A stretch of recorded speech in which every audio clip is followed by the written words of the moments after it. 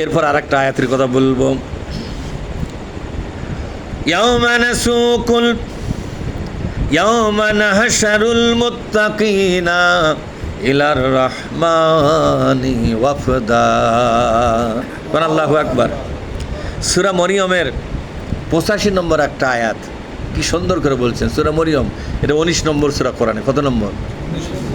সূরা মরিয়মের 19 নম্বর সূরাতে বললেন ইয়াওমা নাহশারুল মুত্তাকিনা ইলার রহমানি ওয়াফদা। কিয়ামতের দিন আমি মুত্তাকি যারা তাদেরকে রহমানের সামনে হাজির করব মেহমান হিসাবে, রাজকীয় অতিথি হিসাবে। ওয়াফদা মানে হলো রাজকীয় অতিথি।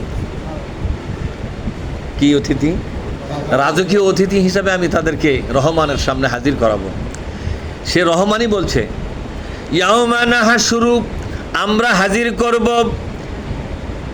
ইয়াওমা নাহশুরু মানে আমরা হাজির করব। এই আমরাটাকে আল্লাহ নিজেই বলছেন, নিজেই নিজের কথা কিভাবে বলছেন দেখছেন। এটা মুত্তাকি লোকদের জন্য একটা মর্যাদার কথা।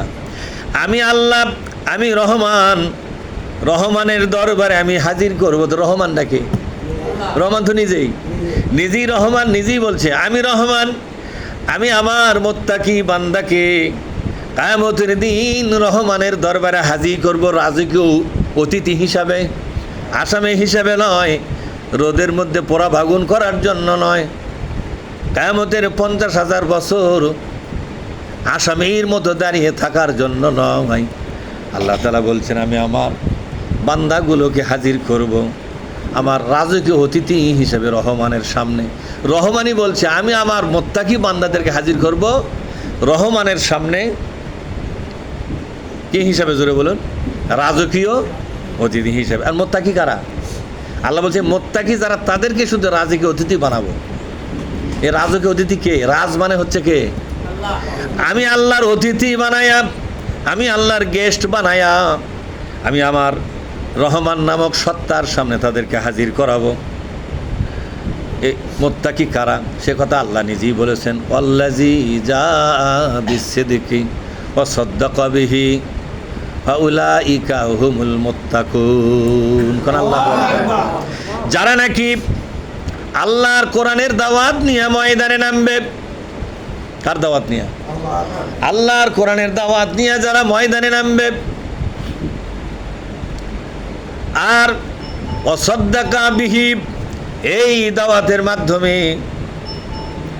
দাওয়াতের মাধ্যমে জনগণকে সংগঠিত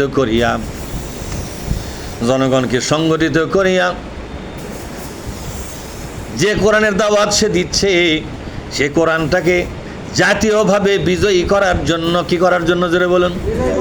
জাতীয়ভাবে বিজয়ী করার জন্য, অর্থাৎ ইসলামের রাষ্ট্র কায়েমের জন্য, ইসলামী শাসন ব্যবস্থা বিজয় করার জন্য উঠে পড়ে লাগবে যারা। ফাউলাইকা হুমুল মুত্তাকুন। ফা মানে হলো এইভাবে মৃত্যু পর্যন্ত যদি দায়িত্ব পালন করে যায়, এভাবে যদি মৃত্যু গ্রহণ করতে পারে, ওই লোকগুলো আমার চোখে মুত্তাকি। আর কারো চোখে হোক বা না হোক। এখন বলেন তো, বাংলাদেশে রাজনৈতিক ময়দানে দল পার্টি করার মধ্য দিয়ে কোরআনটাকে রাষ্ট্রীয় ক্ষমতায় নিয়ে যাওয়ার আন্দোলন যারা করেন তাদেরকে বেশিরভাগ লোক কিন্তু মুত্তাকি মনে করে না। কথা ঠিক না ঠিক? তারা বলে এরা রাজনীতি করতেছে, এরা মুত্তাকি হতে পারবে না। বরং আমরা যারা রাজনীতি করি না, রাজনীতি মুক্ত মুসল্লি, রাজনীতি মুক্ত পরহেজগার আছে না নাই? জোরে কোন?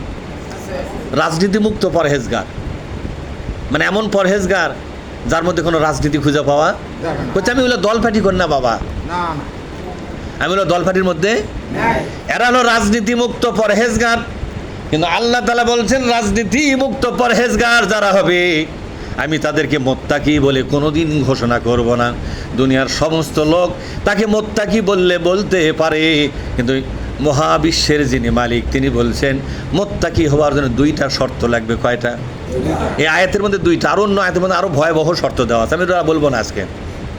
এই আয়াতের মধ্যে 2টা শর্ত দিয়েছে। তোমরা যদি মুত্তাকি এই সার্টিফিকেট নিতে চাও, হজ করলেই কি মুত্তাকি হওয়া যাবে? নামাজ পড়লেই কি মুত্তাকি হওয়া যাবে নাকি? রোজা করলেই কি মুত্তাকি হওয়া যাবে নাকি? তাই বলে এগুলো কি করা লাগবে না? হ্যাঁ, এগুলো তো করতেই হবে, নামাজ পড়তেই হবে, রোজা করতেই হবে, কিন্তু এগুলো করলেই যে মুত্তাকি হওয়া যাবে তা কিন্তু বলা হয় নাই। বরং মুত্তাকি হওয়ার জন্য আল্লাহ শর্ত দিলেন দুইটা। কয়টা মনে থাকবে? একটা আয়াত, তেমন দুইটা শর্ত। কয়টা শর্ত? দুইটা শর্ত দিয়ে শেষে বলছে তারা মুত্তাকির সার্টিফিকেট পাবে। ওয়াল্লাযী জাআ বিস-সিদকি বলেন আয়াতটা। আপনারা বললে ফেরেশতারা রেকর্ড করতেছে, আপনাদের নামে রেকর্ড হবে। এই পরকালে আপনার রেকর্ডটা আপনার জন্যই কাজে লাগবে। কথা বোঝেন নেই? ওয়াল্লাযী জাআ বিস-সিদকি, যারা আল্লাহর কোরআনের দাওয়াত নিয়ে ময়দানে নামবে, আল্লাহর কোরআন দাওয়াত দিবে আর বলবে, কি বলবে? এই দুনিয়ার প্রত্যেকটা জনপদে আল্লাহর কোরআনের শাসন ব্যবস্থা কায়েম করতে হবে। আসো আসো, আমরা সংগঠিত হই, দলবদ্ধ হই, সংগঠিত শক্তি দিয়া আল্লাহর কোরআনটাকে রাষ্ট্রভাবে বিজয়ী করা হোক। এ দাওয়াত যারা দিবে, এটা হলো 1 নম্বর শর্ত। কয় নম্বর শর্ত? জামাত ইসলামী এটাকে দাওয়াত ও তাবলিগ নামে অভিহিত করেছে। কি নাম জোরে এখন? জামাত ইসলামী এই আয়াতটাকে কি হিসেবে এনেছে? দাওয়াত ও তাবলিগ। অর্থাৎ দুনিয়ার মানুষকে দাওয়াত দাও, আল্লাহকে একমাত্র আইনের মালিক মনে করতে হবে, আর বিশ্ব নবীকে রাষ্ট্রীয়ভাবে তাকে সাংবিধানিক নেতা হিসেবে মানতে হবে। অর্থাৎ এই দেশের জন্য একমাত্র আদর্শ নেতা, তার নাম কি হবে? মুহাম্মদুর রাসূলুল্লাহ। তিনি একদিকে ধর্মীয় নেতা, আর একদিকে পলিটিক্যাল লিডার। কথা ঠিক না?